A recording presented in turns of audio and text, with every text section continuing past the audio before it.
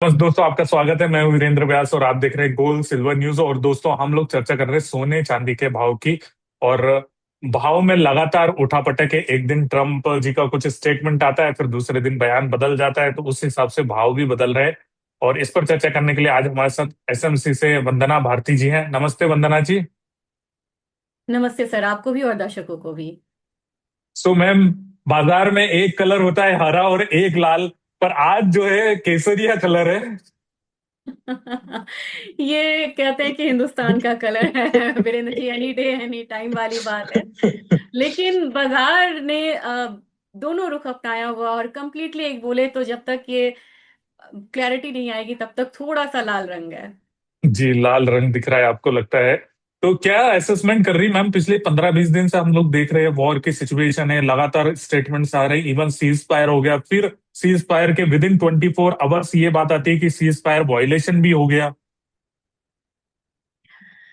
जी वीरेंद्र जी, ये कहते हैं ना कि वो इंक सूखी नहीं और वो समझौता मतलब जो टूटता है, ये इस तरीके की स्थिति है। और ट्रम्प के रहते हुए मुझे लग रहा है कि वीरेंद्र जी यहाँ पे सीज फायर की बात करनी बहुत मुश्किल यहाँ पे हो जाएगी। देखिए, रशिया यूक्रेन वॉर अलग है, उसका वो 4 साल से चल रहा है, उसका मेजर इम्पैक्ट यहाँ पे नहीं है। आप ऐसे कॉन्टिनेंट में वॉर करवा रहे हैं जहाँ पे 58% का पॉपुलेशन रह रहा है वर्ल्ड का, और वहां से आप अपने कॉन्टिनेंट में रह के उस कॉन्टिनेंट में लड़ाई करवा रहे हैं। आप अपने शर्त पे यहाँ पे काम करना चाह रहे हैं। और हम लोगों ने ब्लैक सी का भी देखा था इम्पैक्ट यूक्रेन रशिया में आता हुआ। लेकिन आज जाके पता चला है, और ये इतिहास बन गया कि स्ट्रेट ऑफ हॉर्मुज कितना इंपॉर्टेंट हो सकता है पूरी दुनिया के लिए। तो मुझे लग रहा है कि ये एक बहुत बड़ा पावरफुल टूल ईरान के पास आ गया है। और शायद वीरेंद्र जी, मतलब मुझे जितनी जानकारी है, पहला नेचुरल ये एक स्ट्रेट है जो कि कहते हैं तेहरान टोल, अब यहाँ पे फेमस हो गया, तेहरान टोल लगेगा। कभी भी जब स्ट्रेट ऑफ हॉर्मुज की बात नहीं कर सकती मैं, कभी भी जो कैनाल होता था जैसे स्वेज है, पनामा है, जो मैन मेड होते थे, सिर्फ उस पे टोल लगता था। अब इन्होंने यहाँ पे नेचुरल मतलब कि जो स्ट्रेट मतलब हॉर्मुज है वहां पे उन्होंने टोल लगाने की शुरुआत करी। तो मुझे लग रहा है ये ट्रेंड्स भी आएंगे, तो ये वॉर काफी नया ट्रेंड लेके आएगा। और मुझे लग रहा है कि इस वॉर से जो डिस्ट्रस्ट मतलब ट्रस्ट फैक्टर मिस हुआ है यूएस का, वो एक बहुत बड़ी कहानी लिखेगा गोल्ड के लिए। और मुझे लग रहा है कि गोल्ड में और भी ज्यादा ट्रस्ट बढ़ेगा, लोगों का, देश का बढ़ेगा, लोगों का बढ़ेगा।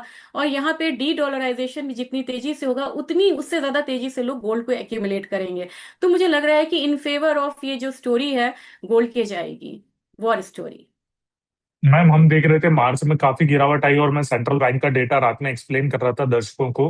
तो फरवरी में तो बेचा, पर मार्च में जो है जम के खरीदारी हुई, चाहे चीन हो, चाहे उज्बेकिस्तान हो, चाहे पोलैंड हो, चाहे कजाकिस्तान हो। इन सब ने भर भर के सोना खरीदा है। मतलब Q1 का अगर इनका देखें तो एक एक देश ने 25 से 30 टन के बीच में सोना लिया है पहले 3 महीनों में, जनवरी फरवरी मार्च में। तो जहां गिरावट में निवेशक सोचता है कि और गिरावट आएगी, वहीं सेंट्रल बैंक अक्यूमुलेट कर रहा है। हालांकि टर्की ने बेचा है, पर वो एकमात्र देश उसमें एक्सेप्शन है। थोड़ा सा रूस ने भी बेचा है, पर रूस बाहर उस तरह से नहीं बेच सकता जैसे दूसरे देश बेचते हैं। जी वीरेंद्र जी, क्योंकि रशिया का जो गोल्ड है, क्योंकि अब पेमेंट वहां पे डॉलर टर्म्स से होगी नहीं, तो रशिया का गोल्ड ज्यादातर रशिया में रहा एज पर इंफॉर्मेशन, और बाकी मतलब चाइना में गया। लेकिन अगर आप देखेंगे टर्की के अलावा सारे देशों ने यहाँ पे एक्यूमुलेट करा है।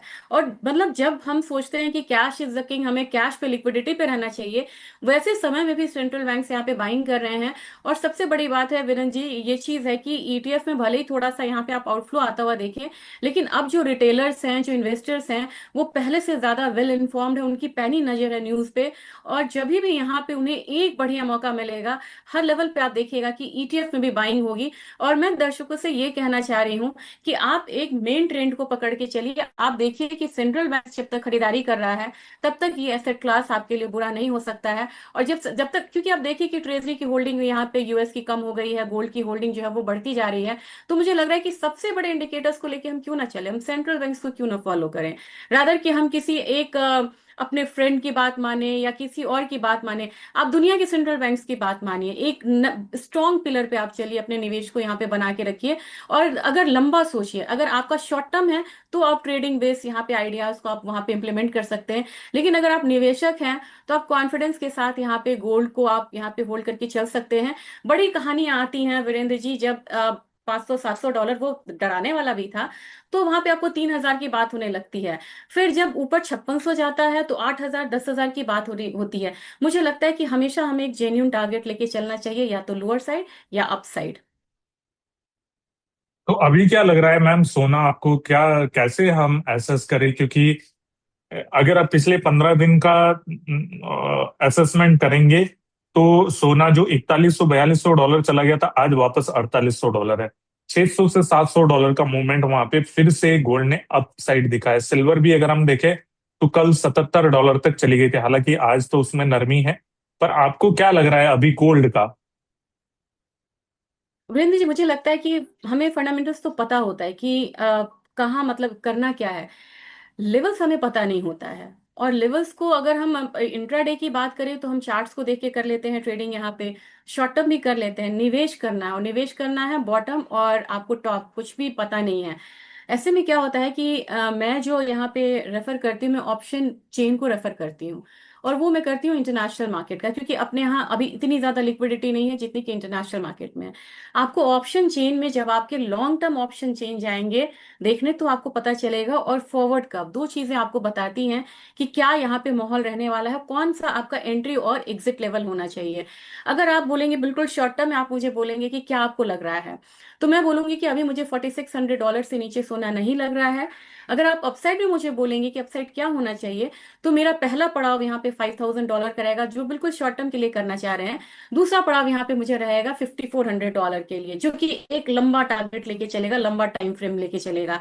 अगर इसको हम भारतीय बाजार में करें, क्योंकि भारतीय बाजार में हम यहाँ पे ट्रेड करते हैं, तो मुझे लग रहा है कि जो गोल्ड में जो आपका एक बार फिर से एक्यूमुलेशन जोन होना चाहिए, वो यहाँ पे 1,42,000 से 1,45 के बीच में जब भी आपको मिल रहा है, आप उसको करते रहिए। और अपसाइड में मुझे लग रहा है कि प्राइसेस को एक बार 1,61,000 आना चाहिए। और थोड़ा हम 26 पूरा मान के चले, तो वहां पे आपको 1,70,000 का यहाँ पे ध्यान में रख के चलना चाहिए। ना तो हम यहाँ पे हम 1 लाख की सोचे, और ना हम यहाँ पे 2 लाख की सोचे। छोटे छोटे जेन्यून टारगेट्स को बना के चले, क्योंकि यहाँ पे हम मल्टीपल मूव्स आता हुआ देख सकते हैं 2026 में, जबकि वॉर का यहाँ पे कोई एंड मतलब होता हुआ दिख नहीं रहा है। जी मैम, वॉर तो एंड नहीं हो रहा, पर सिल्वर का हम देखें, गोल्ड से ज्यादा सिल्वर रिएक्ट कर रही है वॉर खत्म होने या वॉर शांति वार्ता को लेकर या वॉर एस्केलेट होने पर। हम देख रहे हैं गोल्ड में 2% का मूवमेंट आता है तो सिल्वर में 4 से 5% का मूवमेंट आता है। तो ऐसा क्यों हो रहा है? वीरेंद्र जी, ये हाई बीटा कमोडिटी है सिल्वर। और हमने इसको 120 आता हुआ देखा, तभी भी हम लोगों ने कहा था कि अब ये रैली यहाँ से स्पेकुलेटिव हो चली है। $30 की कमोडिटी $120 आ गई थी। लेकिन अब स्पेकुलेशन आया, लेकिन जो बेस था वो बेस बहुत स्ट्रांग था, वो बेस कहीं भी हिल नहीं रहा है। अगर आप सोलर के मतलब फोटोवोल्टाइक के आप डिमांड को देखेंगे, वहां पे डिमांड डिस्ट्रक्शन सिल्वर प्राइसेस बढ़ने से 5% का हुआ है। लेकिन बाकी 95% डिमांड है। सब्स्टिट्यूट आने में कोशिश हो रही है, टाइम लगेगा यहाँ पे। तो मुझे लग रहा है वीरेंद्र जी, ये जो है ना, ये मजबूरी वाली है। डिमांड सप्लाई, डिमांड अभी तक बना हुआ है। कोई भी कमोडिटी हो, क्रूड हो, कोई भी कमोडिटी हो, डिमांड अभी तक बनी हुई है। जैसे ही ये जो वर्ल्ड का डिसरप्शन खत्म होगा, क्योंकि वीरेंद्र जी हमें समझना होगा, हमें भूख लगी है। हमारे पास सारे इंग्रेडिएंट्स है, हमारे पास ईंधन नहीं है, लेकिन भूख तो हमें लगी है। जिस समय ईंधन आएगा उस समय वो खाना बन जाएगा। यही चीज है लेमैन में, कि जिस समय यहाँ पे क्रूड का प्राइसेस कम होगा, क्रूड सप्लाई बढ़ती हुई नजर आएंगी, डिमांड ऑलरेडी है, वो यहाँ पे बढ़ती हुई नजर आएंगी, और इमीडिएट यहाँ पे रिएक्शन आता है। और सिल्वर ज्यादा रिएक्ट करता है, क्योंकि सिल्वर यहाँ पे ज्यादा गिरा भी है।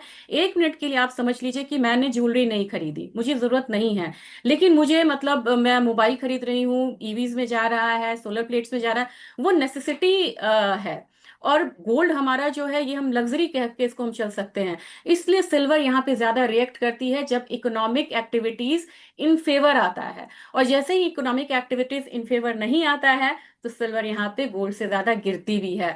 तो ये जो मतलब इंटेंसिटी है, मतलब रिक्वायरमेंट की, ये इसको अनस्टेबल करता है। जबकि गोल्ड के बारे में हम जानते हैं कि सिल्वर आपको अवेलेबल नहीं है इतना, लेकिन हमें पता है कि जिस दिन गोल्ड की जरूरत पड़ेगी तो 30% सिल्वर वॉल्ट में पड़ा हुआ है, आप उसको एनी टाइम निकाल सकता है सेंट्रल बैंक्स। लेकिन सिल्वर 30% किसी भी सेंट्रल बैंक्स के वॉल्ट में नहीं पड़ा हुआ है। उसको रिफाइन करना होगा, प्रोड्यूस करना होगा। तो ये ऐसी कमोडिटी आती है और खपत होती है, आती है और खपत होती। सोना क्या है? सोना हमारे यहाँ है, हमारी ज्वेलरी भी पड़ी हुई है, और सेंट्रल बैंक्स के वॉल्ट में भी पड़ा हुआ है। ये फर्क है, और यही वोलाटिलिटी को ड्राइव करता है। तो कैसे देख रहे हैं सिल्वर का भाव मैम? सिल्वर तो मुझे वीरेंद्र जी सही कहूँ तो यहाँ पे मुझे लग रहा है कि $70 तक यहाँ पे स्टेबल होना चाहिए। $70 से लेके आप थोड़ा सा मतलब वीक साइड हम मैं जाऊँ, थोड़ा सा पैनिक साइड जाऊँ, $65 से लेके $70 इसको बीच में यहाँ पे स्टेबल होता हुआ नजर आना चाहिए। रदर $73 से $65, $8 का मैं यहाँ पे रेंज लूंगी। मुझे अपसाइड $90 का लगता है, लेकिन इसके लिए आपको टाइम जोन होना चाहिए 2 महीने का। चांदी नीचे में 2 लाख देख रही है क्या? मुझे 2 लाख तो नहीं लग रहा वीरेंद्र जी, मतलब बैट सिनेरियो भी आ सकता है, इसमें इनकार नहीं कर सकते। 2 सवा 2 लाख के करीब यहाँ पे चांदी आ सकती है। और मतलब ऊपर दो में? लाख पंद्रह हजार सॉरी 2,15,000 से 2,20,000। और अपसाइड मान के चलिए 2,83,000 पहले, क्योंकि जो मतलब यहाँ पे कुछ डिमांड डिस्ट्रक्शंस हुए हैं ना, उसको रिकवर होने में थोड़ा सा टाइम लगेगा। और अगर हम डेटा को रेफर करें वीरेंद्र जी, तो हम लोग हिस्टोरिकल डेटा में चेक कर रही थी कि हिस्टोरिकली क्रूड के बाद इकोनॉमी कितना टाइम लेती है रिएक्ट करने में। 2 क्वार्टर, अगर आपको 1 क्वार्टर क्रूड अपसाइड रहा तो 2 क्वार्टर आपको इकोनॉमी को लगता है स्टेबल होने में।